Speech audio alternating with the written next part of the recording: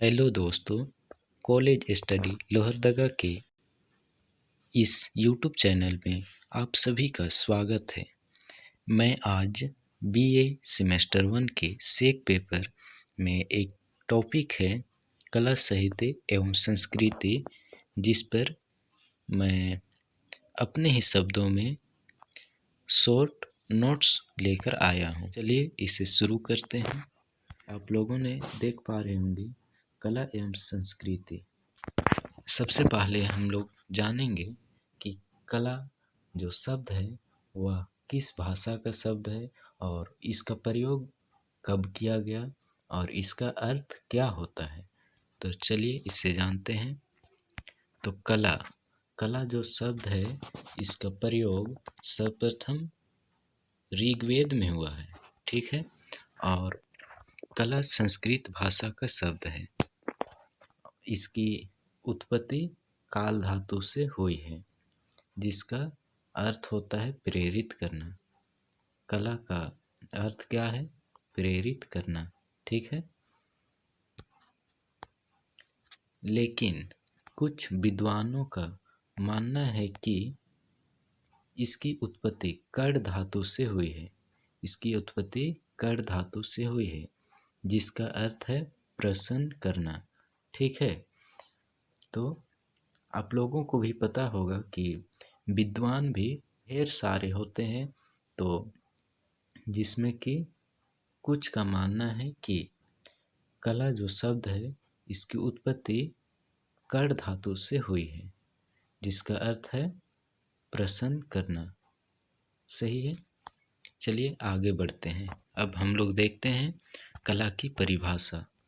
तो कला की क्या परिभाषा है देखते हैं। कला की परिभाषा किसी भी कार्य को पूरी कुशलता या निपुणता से संपन्न करना कला कहलाता है। जैसे मूर्ति बनाना, चित्र बनाना, भवन या मंदिर बनाना, गीत गाना, काव्य रचना आदि। सही है। और गीत गाना भी कला तभी कहलाएगा जब गीत समधुर और लय ताल के साथ गाया जाएगा। नहीं तो कोई भी यदि गाना गा दिए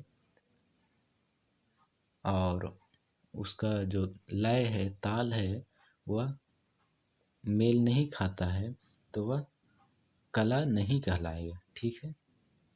तो इसमें अनेक विद्वानों ने अपनी जो कला है उसकी परिभाषा दिए हैं। तो चलिए इसे भी देखते हैं। विभिन्न विद्वानों द्वारा कला की परिभाषा निम्न प्रकार से दी गई है, ठीक। तो चलिए देखते हैं कौन कौन सा विद्वान किस प्रकार की परिभाषा दिए हैं। तो इसमें पहला नंबर में दिया है रविंद्रनाथ टैगोर। तो इसके अनुसार कला में मनुष्य अपनी अभिव्यक्ति करता है, ठीक। यानी रविंद्रनाथ टैगोर के अनुसार कला में मनुष्य अपनी अभिव्यक्ति करता है। जयशंकर प्रसाद के अनुसार ईश्वर की कर्तव्य शक्ति का संपूर्ण रूप जो हमें बोध मिलता है वही कला है, ठीक। जयशंकर प्रसाद कहते हैं कि ईश्वर की कर्तव्य शक्ति का संपूर्ण रूप जो हमें बोध मिलता है वही कला है। सही है। अब आगे देखते हैं मैथिली शरण गुप्त के अनुसार अभिव्यक्ति की कुशल शक्ति ही कला है, जो अपूर्ण कला की पूर्ति है। अगला विद्वान है निस्से के अनुसार कला जीवन के कड़वे अनुभव से मुक्ति का मार्ग है, माध्यम है। मुक्ति का मार्ग है या माध्यम है, ठीक है। आगे देखते प्लेटो के अनुसार कला सत्य की अनुकृति है। कला सत्य की अनुकृति है, यानी अनुकृति मतलब संकेत है, ठीक है, सत्य का संकेत है जो कि सही को दिखाता है। और अरस्तू के अनुसार कला प्रकृति का अनुकरण है। अनुकरण कहने का मतलब है प्रयास है, यानी प्रयास करना, ठीक। आगे देखते हैं, हीगेल के अनुसार कला आदि भौतिकता को व्यक्त करने का माध्यम है, ठीक। और रास्किन के अनुसार कला में मनुष्य अपनी भावनाओं की अभिव्यक्ति प्रस्तुत करता है, ठीक है। तो इस प्रकार से अनेक विद्वान हुए जो कि अपने अपने राय दिए हैं कला परिभाषा में, ठीक। अब हम लोग आगे बढ़ते हैं कला का महत्व में। तो चलिए देखते हैं कला का हमारे जीवन में क्या महत्व है। तो चलिए देखते हैं कला का महत्व। कला का महत्व समाज में लोगों को, कला का महत्व समाज में लोगों की सोचने, महसूस करने और एक दूसरे से जोड़ने के तरीके को प्रभावित करने की क्षमता में निहित है। यानी कि कला एक ऐसी चीज़ है जो लोगों को सोचने और महसूस करने